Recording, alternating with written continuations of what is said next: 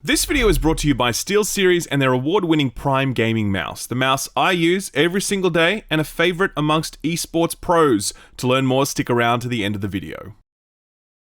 When Bungie signaled their desire to move on from Halo, Microsoft built 343.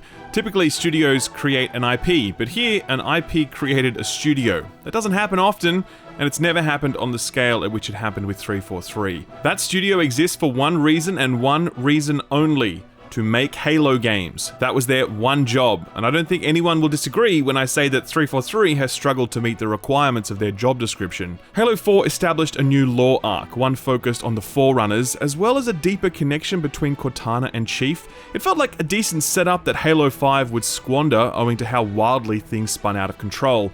Chief was a wanted man, we played as some other dude that really sucked, Cortana went completely loco, it was a mess.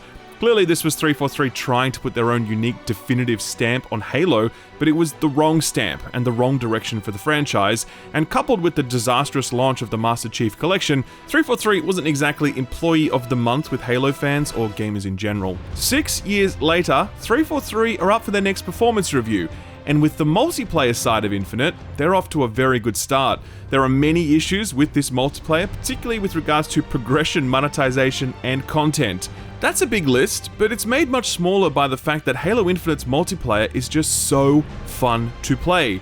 The gameplay is the best Halo has ever felt, for real. It's such a big achievement for 343 because they found a way to modernize Halo's gameplay in so many ways, but none of them feel trend-chasing or out of place. This is 343 saying, we know what Halo's gameplay is and where it needs to go next. With that achievement under their belt, our attention now turns to the campaign. 343 have proven that they know where to take Halo's gameplay, but do they know where to take its mission design, its story, its characters, and its world? I'm gonna say no, but that doesn't mean Halo Infinite's campaign is bad or that I don't recommend it. Halo Infinite adopts a semi-open world format that I don't believe enriches the Halo franchise. This world is vast, but it lacks diversity since it doesn't have any unique biomes and its structures are all identical to each other. It looks the same from tip to toe. From the minute you touch down on Zeta Halo, you've seen all it has to offer. It also lacks a sense of exploration and discovery since everything worth finding is highlighted by a map marker. Critically, I think this open world structure has sucked a lot of resources out of traditional mission design. When you're not doing missions on the open world, you're almost always in this Forerunner structure, which, like the Warden in Halo 5, is reused so much. I swear to God, there are 14 missions in this game, and roughly 6 of them are in levels that look identical to this. Story-wise, I just don't think 343 knows how to write characters well. There's a reason that we all dislike Spartan Locke, and I think a lot of people are going to come to the same conclusions here with the pilot and Chief's new AI companion codenamed The Weapon. They're just super annoying, to be honest, like really annoying, and the villain is every bit the forgettable 2D baddie that I feared he would be when I previewed the game, and the overall story arc for Halo Infinite is, I think, very unsatisfying. So obviously, that's kind of a damning assessment, but I want to be clear, I really hated Halo 5. I did, okay? I enjoyed Halo Infinite. Despite all the things that I listed, I enjoyed this game. So why is that? Much like the multiplayer, which has lots of issues, Halo Infinite's campaign is carried by its incredible sandbox. It is unbelievably fun to mess shit up as Master Chief here. The amount of expression that you have as a player, the havoc you can wreak, the outplays you're capable of, it's amazing. The enemy design, their intelligence, the encounter design, even in the open world encounters, it's all spectacular. The reactivity of this world, its physics-based sandbox, honestly, it is 10 out of 10 stuff. Some of the best you'll see anywhere, full stop. And that meant that I always felt excited to pick up the controller and keep playing, even when the campaign itself gave me very little reason to be excited. When I previewed Halo Infinite, I worried that its open world design would lead to an absence of truly memorable Halo set-piece moments. I was right about that. There is a real absence of that here. But never before have you been so able to create your own truly memorable Halo moments within a Halo campaign. The stories that players have won't be recounting the scripted events that we all shared, like crossing the bridge in a Scorpion tank in Halo 2. Instead, they'll be the unique moments that we make happen, like when we choose to bring a Scorpion tank into a banished outpost, instead of bringing a Warthog or a Banshee or just hoofing it. Every square inch of Zeta Halo is a blank page on which you can write your own little chapter of the Master Chief saga. But as fun as it is to be the author of your own legend, I think too much was sacrificed to make that possible. Halo Infinite feels feels at all times kind of awkward and compromised, rather than the declarative future that we've all been waiting for 343 to deliver.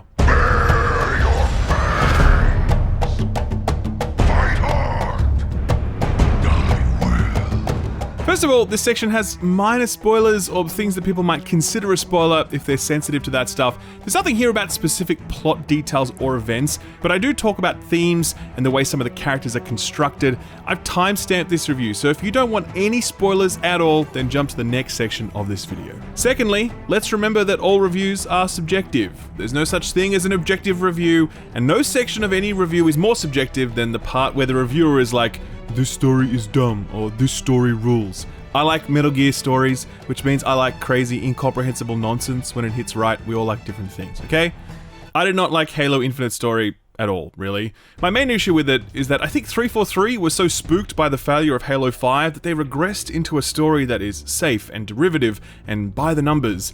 In doing so, they squandered the opportunity to mature this franchise, to bring its storytelling up to a level that its audience might find engaging now that we're all a little bit older and wiser. Other franchises have managed this pivot. Halo has not, and this storytelling framework feels really outdated for a flagship title of Halo's stature. Infinite begins in the shadow of defeat. Chief and the UNSC forces fought and lost the battle for Zeta Halo, a newly discovered ring now shattered by unknown forces.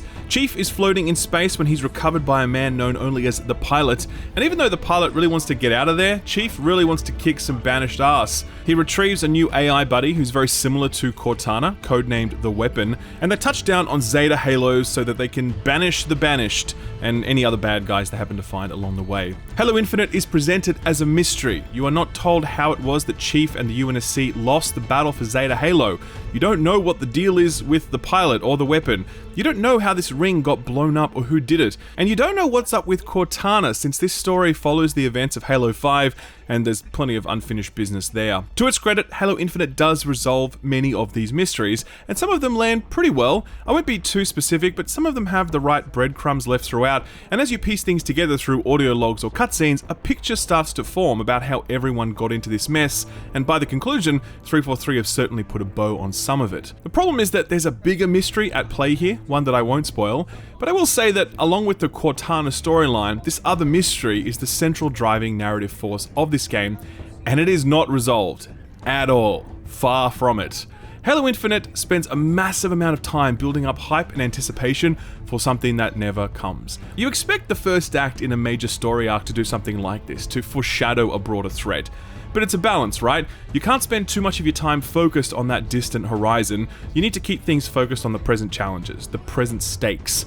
Halo Infinite doesn't get that balance right at all. You are constantly thinking about and discussing something that just isn't in this game. And when the credits roll, I was like, really? It was a very unsatisfying conclusion. Similarly, I struggled with the characters and villains who accompanied me on this journey. It's an intimate ensemble, just you, the Pilot, and the Weapon on one side, the banished Escharum, and an entity known only as the Harbinger on the other. That's it. I'm going to talk about the Pilot and Escharum together because they each represent a critical aspect of what I think is 343's inability to write Master Chief well. The Pilot really doesn't want to be on Zeta Halo, and the reason for that is he thinks he's going to die, even when he's by Chief's side. He's constantly calling Chief crazy.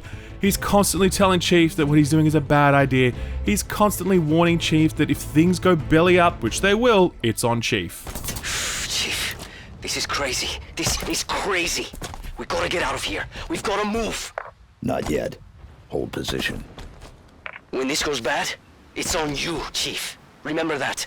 This is really annoying for us as an audience to hear because Chief doesn't do failure, at least not when we're controlling him. Yes, we can talk about specific failures and setbacks and story beats and the fact that he lost the battle for Zeta Halo, sure, but the bottom line is when we're in control of Chief, he's gonna be fine. So to hear this guy constantly nattering at you about how you are not going to be fine, it's annoying. It's also just kind of uninteresting because there's no dramatic tension in it. The point of the Pilot is to set up dramatic stakes and tension, but because he doesn't understand that Chief is a winning machine, you just kind of tune him out after a while. You're like, dude, you don't get it, just be quiet.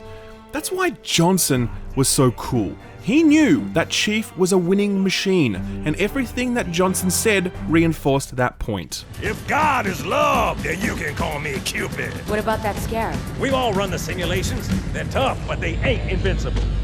Stay with the Master Chief. He'll know what to do. Yes, sir, Sergeant. Johnson is a character that understood Chief. So if Johnson were to ever say, Chief, I think we're fucked, then you were going to listen to that because Johnson gets it. The pilot does not get it, ever. And so he fails in his role as a narrative instrument, and he's also just really, really annoying. Escharum is similar. He's a big bad guy that beats his chest and snarls and barks threats.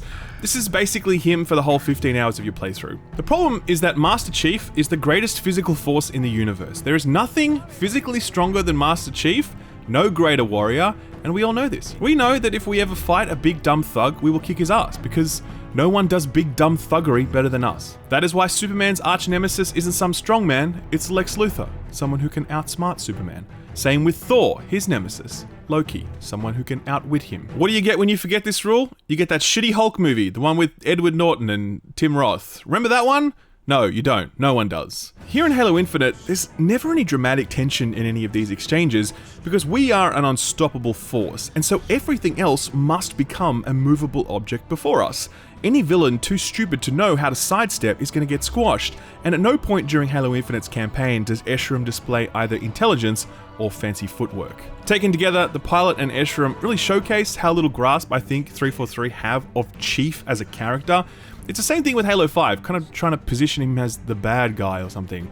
Chief's limitless strength, his immutable goodness, and the inevitability of his victories make him a character perfectly suited to a heroic trilogy, but he kind of needs to evolve after that. 343 have not figured out how to evolve Master Chief, and it really shows here in Infinite. One of the most interesting things about Halo Infinite is that the voice actor, Steve Downes, he sounds much older in this performance. We all fail. We all make mistakes. It's what makes us human. I'm sorry, Chief, but how have you ever failed? I should have protected Cortana. Stopped everything from going wrong. I failed her. I will not fail you. This isn't reflected at all in the story or gameplay. Chief is every bit as powerful as he was, and not a single line of dialogue references that Chief is getting on in his years. It comes through purely in Steve Downes' performance, and as I hear his voice, I keep thinking to myself, imagine if 343 did something with this. Imagine if Chief was older, weaker. What sort of story would you tell about the Master Chief if he was facing not the threat of death on the battlefield, but his inability to take the field at all?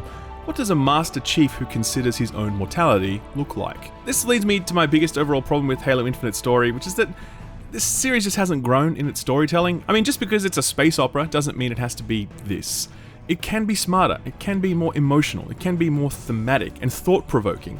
Halo Infinite provokes no thoughts, none.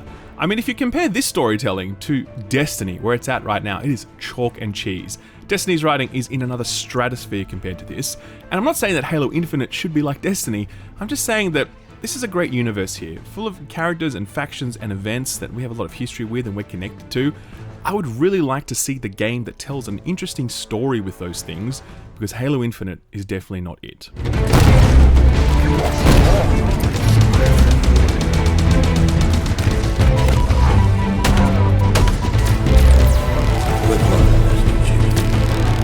By far and away, the biggest innovation that Halo Infinite serves up is its open world structure. When I first saw this, I had worried that this format would come at the expense of the more linear, curated, set-piece driven missions that were Halo's bread and butter. We definitely have lost a lot of that here in Halo Infinite, and I think the degree to which you enjoy the open world that replaces it will determine how much you enjoy Halo Infinite's campaign. Halo Infinite's campaign is comprised of 14 missions. Roughly 7 of those are in internal spaces, the other 7 are set in the open world. There's some give and take in those numbers, since some of the missions kind of start out in the open world but then end up in some structure, but those are the ballpark figures. I previewed Halo Infinite a few weeks back, and I really enjoyed the balance that those first 4 missions provided. One of them was aboard a ship, the other a Forerunner structure, the next set within the open world, and the final was that hybrid example, starting on the ground before moving up to a banished tower. I'd hoped that that diversity would remain right through the campaign, but that is definitely not the case. These settings that I encountered here are reused multiple times, and I think that Halo Infinite has a real problem with location and level design repetitiveness. The most egregious example of this is this tile set here, the Forerunner space. When I first encountered it, I was like, wow, this is amazing, and it is. Full credit to the artists at 343 and the technical team who made this happen. This game looks spectacular and it runs super well. Huge achievement for 343 right there. In a subsequent mission though, I ended up in a similar location and it felt less impressive the second time around. I would then go on to return to near identical settings in 6 of the campaign's 14 missions. And it's not just the aesthetic that's reused, by the way, it's actual layouts and level designs. I would discover new rooms that I'd seen multiple times before, and it really wore me down because I was spending so much time in the open world that when I headed into a mission, I really wanted to see something different. What I would end up seeing most of the time though is just this exact space again and again. There are of course good reasons for this from a storytelling and lore perspective, sure, but that doesn't make it any less repetitive to play through. Are these Forerunner missions good? Yeah, they're pretty good, mainly because, much like the open world, it's the sandbox that carries them. They're full of enemies, all of them placed in just the right spots to put pressure on you, a great mix of sight lines and cover and ammo racks and explosive power cells nearby, and the grapple opens up combat spaces like never before. One thing that I would absolutely praise Halo Infinite for is its polish, and that extends to encounter design. Every new room I walk into in one of these missions, I really felt like that room had been thoroughly playtested. Everything just feels so tight and fair, and even on normal difficulty, it can really push you to play hard and use all of the weapons and equipment at your disposal. Halo coined the 30-second loop concept. That loop isn't just about what you as a player can do, it's also about what the enemy are capable of doing and how the level design hosts all of that. During these campaign missions, you can feel that 343 have spent the last 12 months playing and polishing that 30-second loop so that every single second of it feels on point, and it's truly spectacular. Outside of that loop though, there's definitely an absence of memorable Halo set pieces and moments. The repetitiveness of the level design is partly to blame for this, but there's also just no commitment to delivering anything that's gonna make you grin from ear to ear. There was literally only one moment in the whole game where I had that big dumb Halo smile on my face, where I was like, God damn, Chief's such a badass. 95% of the time, I was moving through a lot of rooms that you've already seen, pushing through really tightly balanced, well-designed encounters, and then moving to the next room to do it again. That's it. I don't have a lot of exciting stories I can regale you with about these internal missions, because those exciting moments kinda don't exist. The other half of the game's missions are played out in the open world. Now, I've heard it said that Halo Infinite is basically like the Silent Cartographer if you made an entire game based around that.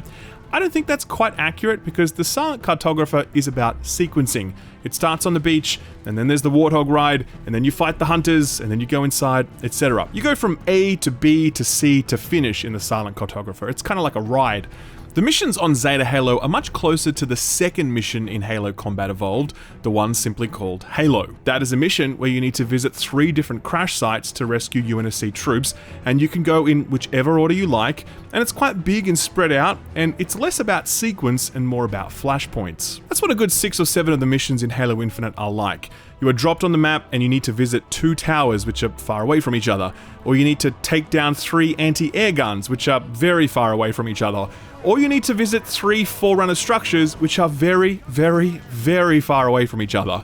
Those are the objectives. Sometimes they can culminate in a boss battle, sometimes it's just about visiting the place, clicking the button, and you're done. Some of these missions I really enjoyed. The mission that involved taking down those 3 anti-aircraft guns was excellent because it felt small enough that it didn't feel like I was being run around for the sake of it. It had a tight, curated feel to it, even though it happened over a huge area, and it culminated in a boss battle, which was quite cool. That absolutely felt like a traditional, high-quality, memorable Halo mission, even though it played out on the open world. There were other examples, though, where this wasn't the case. One mission was set in a quarry, and you just run around this big pit, shooting shit for 30 minutes as more and more enemies are airdropped on top of you. It felt like a Destiny public event that never ended. That was not good. Similarly, there's a mission at the back end of the game which drops you on an entirely new chunk of Zeta Halo, and you need to reach the 4 corners of it. And parts of it are blocked off by banished checkpoints, and there are plenty of fobs that you should probably capture while you're there. It took a really long time to get through this segment, and by that point I was kind of over the open world stuff, so to be pushed into it in such a deliberate way for such a long time, I didn't love that. Here's the most important thing though, right?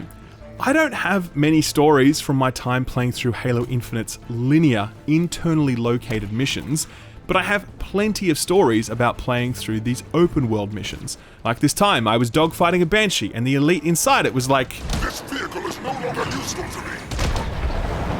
Or when I had to take down 2 hunters beneath the shadow of an AA gun, and it was this massive, long, drawn-out struggle that was just so edge of my seat so many times.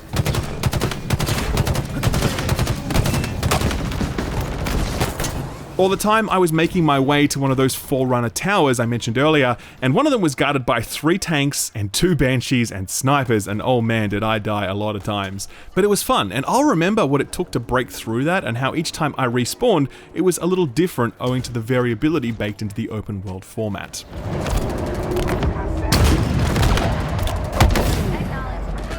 So I have stories like this in a way that Halo campaigns have never really provided for before, and I think that's a good thing.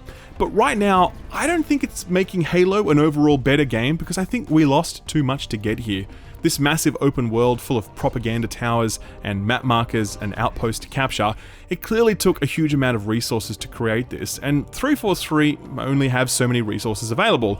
I think you can feel how little there was left over after 343 were done with this open world, and it comes through in the reused levels, the reused encounters, the reused puzzles, the lack of set-piece moments. Halo Infinite's campaign is less a traditional campaign and more a trip through this new open world that 343 have built for us. I don't think that's quite where things should have landed. Halo games have produced some of the most memorable and iconic moments in all of video games. We go back and re-watch the missions on YouTube 15 years later so we can relive those moments. But no one is going to be re-watching any of Halo Infinite's missions on YouTube. They might be watching open world shenanigan highlight reels, but they're not going to want to see people running through the same Forerunner level 6 times. And I think that's probably the cleanest explanation I can give you for how this campaign landed for me.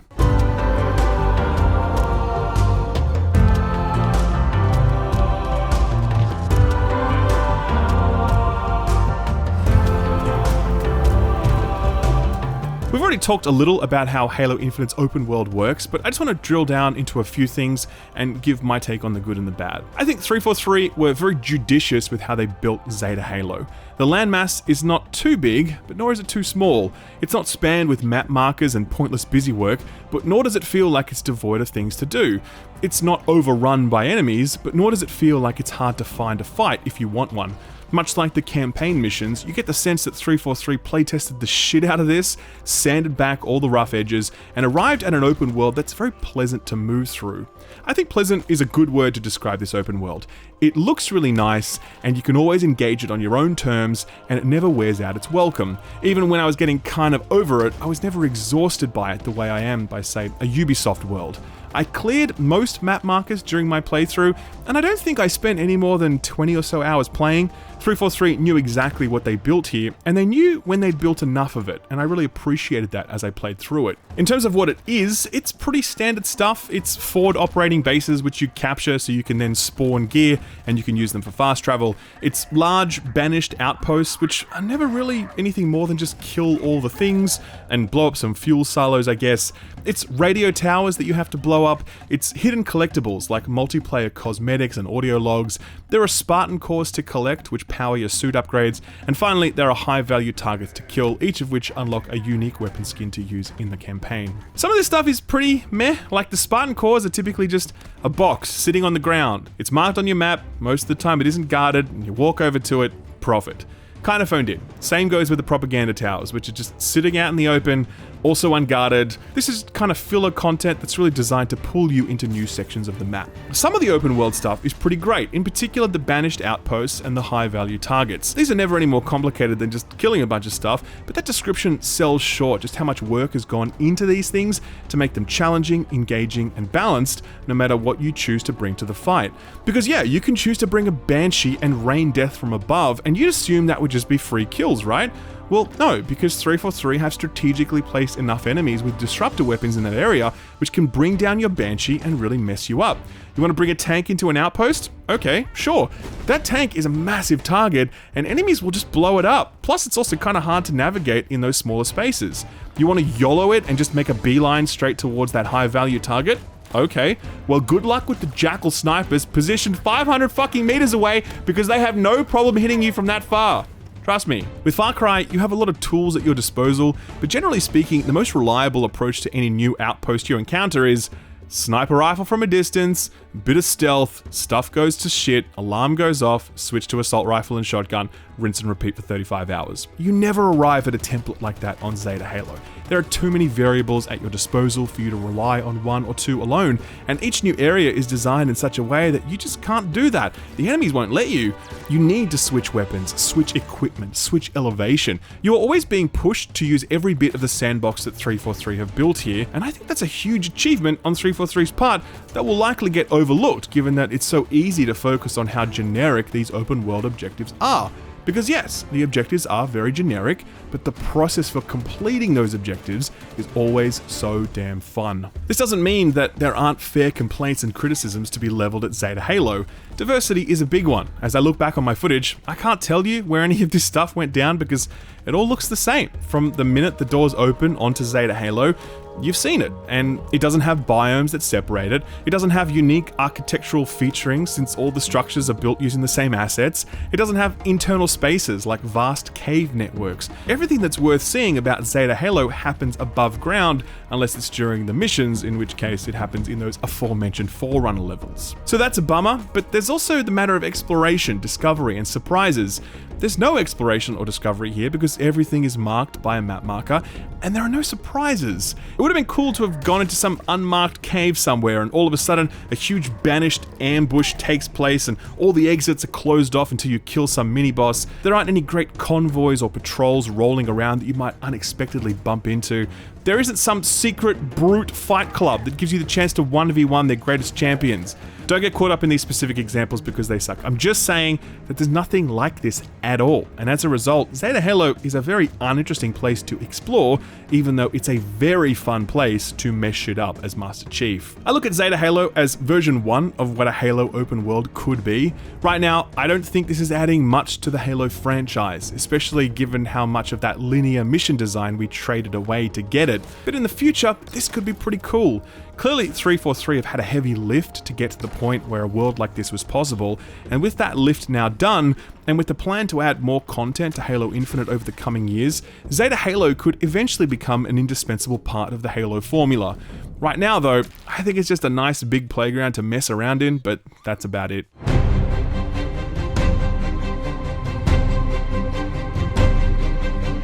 Halo is a very big deal. Very few games are as influential as Halo. This is a franchise that was the first to perfect the first-person shooter on a console. Go back and play GoldenEye on the Nintendo 64 and see how that holds up today. This was the first game to make playing online on a console a thing. You think the launch of Cyberpunk was hyped? The launch of Halo 3 was a cultural event. Your mum knew that Halo 3 was launching because she saw it on the 6 o'clock news. This was a franchise so valuable that Microsoft literally built an entire game studio just to serve as custodians of it. Every new Halo game is a milestone in the great journey that is video games. Halo has, at various times, both reflected the current state of the gaming industry and also helped chart a course for where it'll go next. Halo Infinite's multiplayer is a good example, transitioning to a free-to-play model that feels like a big step forward, but also gating its progression and cosmetics behind a grind and paywall so insufferable that it feels like the franchise has taken a significant step back. The transition to an open world is that same reflection of industry norms and expectations. This is what big flagship franchises are meant to do now, right? Maybe, but also maybe not. We can argue a lot about that, and I certainly did that in this review. I put forward a lot of criticism here. I didn't love the story, characters, or resolution. I think many of the missions were quite repetitive, and the open world was fun, but it feels like a first-pass effort where you and I can probably imagine a Halo world that is vastly more diverse, surprising, and interesting than this one. But woven into this review has been one core message. Halo Infinite is a good video game, and it's fun, and I enjoy it. Even though the missions are repetitive, I enjoyed playing them because the sandbox and encounter design are phenomenally good. Even though the open world is kind of predictable, I enjoyed making my way through it because 343 carefully doled out its components in just the right measure so you never feel bored or exhausted by it. Even though many of Zeta Halo's objectives are kind of generic, the encounter design that goes into each of those objectives is so good that I was always having fun when I was playing. Halo is such a big deal that it invites this sort of discussion and analysis, but at the same time, it's just a video game that we play for fun, and Halo Infinite is fun. I promise you that. It is a fun video game. Like I said in my preview, I wasn't asking 343 to make a masterpiece, I just wanted a good Halo game. Infinite isn't my favorite Halo game, but I definitely enjoyed it, and I think you will too. Now, as you've been watching this review, you might have seen some clips and thought to yourself, man, this dude sucks. Well, you're probably right about that, but I have an excuse. Those clips were probably me playing on an Xbox controller, which I don't do a lot of. I am a keyboard and mouse main, and my weapon of choice is the SteelSeries Prime Gaming Mouse. The Prime Gaming Mouse is all performance, no extras. It doesn't come with 85 buttons that you're never going to use. It simply asks, what do you really need from a high-performance gaming mouse? And then it triples down on all of that stuff. First up, this is pretty much the lightest gaming mouse I've ever used, meaning that it feels really snappy and responsive. It has a nice glide to it. That responsiveness, though, isn't just about the weight. The mouse also has one of the most accurate optical sensors on the market, meaning that wherever you point, it goes, every single time. The build quality on this thing is actually industry leading. The internal switch technology is built around a magnet to ensure that the click actuates with the same amount of force every time. Unlike mechanical parts in other switches, that magnetic force doesn't degrade with use. This means that the Prime Gaming Mouse is rated for up to 100 million clicks over the life of the mouse, and those clicks are always going to stay fast and reliable. Prime Gaming Mouse range includes both wired and wireless options, and right now there is a very limited edition CSGO skinned Neo-Noir option. SteelSeries did this last year and the stock sold out in like a few days or something, so if you want to grab that one, grab it fast because it looks very sexy and it will definitely sell out. SteelSeries make premium grade peripherals and headsets used at every level of play, from casual gamer right through to esports pro. In fact, more prize money has been won using SteelSeries peripherals than from any other manufacturer. It is top shelf stuff. That's why I use it. That's why I think you should check it out. I'm going to leave a link to the SteelSeries website below, and if you want to grab the same SteelSeries Prime mouse that I'm using for yourself, I've left a link to that below as well. Thanks SteelSeries for sponsoring the video, and thank you for watching it. Thanks for watching my video. If you liked it, give it a thumbs up. If you didn't, give it a thumbs down so I know to do better for next time. If you enjoyed yourself, consider subscribing, and if you really enjoyed yourself, maybe consider hitting that notification bell so you never miss a video. You can see my patrons here on the left. They're awesome. They're amazing. If you want to join them, check out my Patreon page. Thank you again. I'll see you next time. Bye-bye.